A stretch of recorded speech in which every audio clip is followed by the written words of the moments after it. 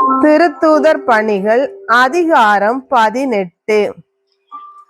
இவற்றுக்கு பின்பு பவுல் ஏதென்ஸை விட்டு கொரிந்திக்கு போய் சேர்ந்தார். அங்கே போந்து பகுதியில் பிறந்த அக்கிலா என்னும் பெயருடைய ஒரு யூதரையும் அவர் மனைவி பிரிஸ்கில்லாவையும் கண்டு அவர்களிடம் சென்றார்.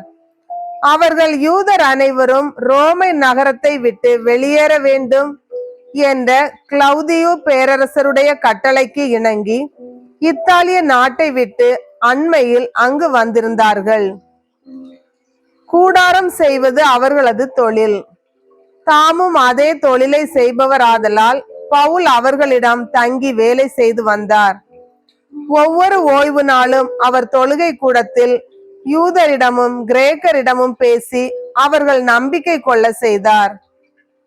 சீலாவும் திமோத்தேயுவும் மாசிதோனியாவில் இருந்து வந்தபோது பவுல் இறைவாக்கை அறிவிப்பதில் ஆர்வத்தோடு ஈடுபட்டிருந்தார். இயேசுவே மெஸ்ஸியா என்று யூதரிடம் சான்று பகர்ந்து வந்தார்.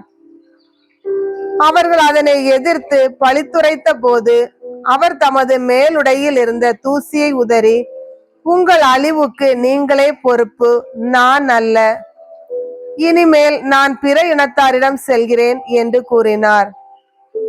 அவ்விடத்தை விட்டுவிட்டு கடவுளை வழிபடும் தீத்து யுஸ்து என்னும் பெயருடைய ஒருவரின் வீட்டுக்கு போனார்.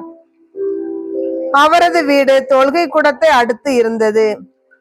தொழுகை கூட தலைவரான கிறிஸ்பு என்பவர் தம் வீட்டார் அனைவரோடும் ஆண்டவரிடம் நம்பிக்கை கொண்டார்.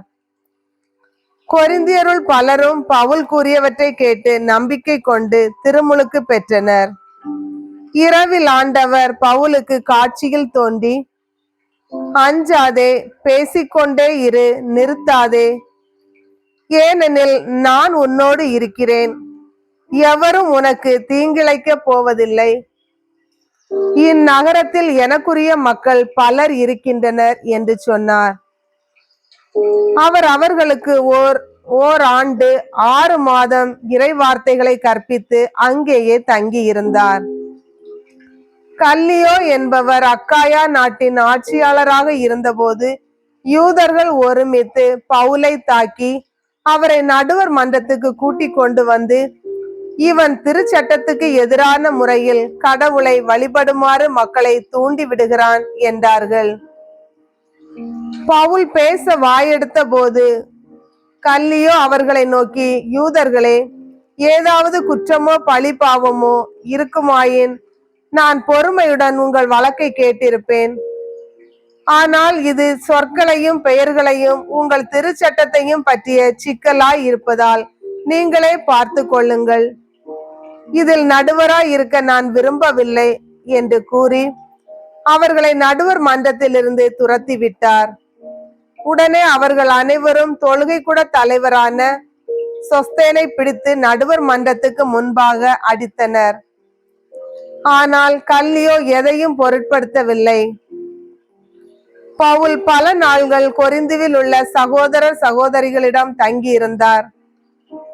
அவர்களிடமிருந்து விடை பெற்று கொண்டு தாம் நேர்த்தி கடனை நிறைவேற்ற கெங்கிரேயா நகரின் முடிவெட்டி கொண்டு அக்கிலா பிரிஸ்கில்லா ஆகியோருடன் சிரியாவுக்கு கப்பல் ஏறினார். அவர்கள் எபேசு வந்தடைந்த போது அவர் அவர்களை விட்டு பிரிந்து தொழுகை கூடம் சென்று யூதரோடு விவாதித்தார். அவர்கள் அவரை இன்னும் நீண்ட காலம் தங்களோடு இருக்குமாறு வேண்டிக் கொண்டார்கள். ஆனால் அவர் அதற்கு இணங்கவில்லை. அவர் அவர்களிடமிருந்து விடை பெற்று கொண்டு, கடவுள் விரும்பினால் நான் மீண்டும் உங்களிடம் திரும்பி வருவேன் என்று கூறி எபேசிலிருந்து கப்பல் ஏறினார். பின்னர் அவர் செசரியா வந்து அங்கிருந்து எருசலேம் போய் திருச்சபையாரை வாழ்த்திய பின் அந்தியோக்கியா சென்றார். சிறிது காலம் செலவிட்ட பின் அங்கிருந்து புறப்பட்டு ஒன்றன் பின் ஒன்றாக கலாத்தியா, பிரிகியா பகுதிகள் வழியாக சென்று சீடர்கள் அனைவரையும் உறுதிப்படுத்தினார். அலெக்சாந்திரியாவில் பிறந்த அப்பல்லோ என்னும் பெயருடைய யூதர் ஒருவர் எபேசு வந்தடைந்தார். அவர் சொல்வன்மை மிக்கவர், மறை நூல்களில் புலமை வாய்ந்தவர், ஆண்டவரின் நெறிகளை கற்றறிந்திருந்தவர். ஆர்வமிக்க உள்ளத்தோடு இயேசுவை பற்றிய செய்தியை பிழையற அறிவித்தும் கற்பித்தும் வந்தார். ஆனால் அவர் யோவான் கொடுத்த திருமுழுக்கை மட்டுமே அறிந்திருந்தார். அவர் தொழுகை கூடத்தில் துணிவுடன் பேசத் தொடங்கினார். அவர் பேசியதை கேட்ட பிரிஸ்கில்லாவும் அக்கில்லாவும் அவரை அழைத்து கொண்டு போய் கடவுளின் நெறியை திட்டவட்டமாக விளக்கினர். அவர் அக்காயாவுக்கு போக விரும்பிய போது சகோதர சகோதரிகள் அவரை ஊக்கப்படுத்தி அவரை ஏற்றுக்கொள்ளுமாறு சீடருக்கு கடிதம் எழுதினார்கள். அவர் அங்கே சென்றபோது இறையருளால் ஆண்டவரிடம் நம்பிக்கை கொண்டிருந்தவர்களுக்கு பெரிதும் துணையாய் இருந்தார். ஏனெனில் அவர் வெளிப்படையாகவும் சிறப்பாகவும் யூதர்களிடம் வாதாடி இயேசுவே மெசியா என மறைநூல்களின் மூலம் எடுத்து காட்டினார். ஆண்டவரின் அருள்வாக்கு.